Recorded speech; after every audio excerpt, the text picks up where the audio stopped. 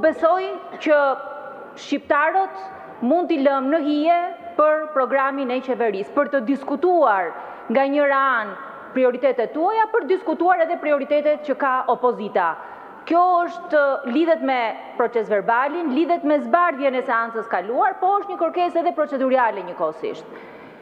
Hera parë, zoti Peleqi, dhe unë nuk besoj që ju doni që ta mbani këtë njollë si kryetar parlamentit, ta nisni këtë sesion në mungesë të diskutimit të programit të qeverisë. Unë e kuptoj që qeveria nuk është se ka një program për diskutuar këtu, e kuptoj që nuk ka as vizion, po nuk mund t'ja mohoni të drejtën deputetëve të opozitës, nuk mund t'ja mohoni të drejtën edhe qytetarëve shqiptarë që të kenë një debat parlamentar.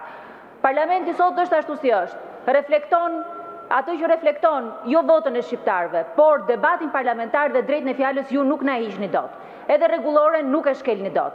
Kështu që shpresoj që të paktën në proces verbal të reflektohet fakti që mbas kryetarit të grupit parlamentar të Partisë Socialiste e kërkoi fjalën kryetari i grupit parlamentar të Partisë Demokratike dhe kjo u mohua nga ana juaj. Faleminderit.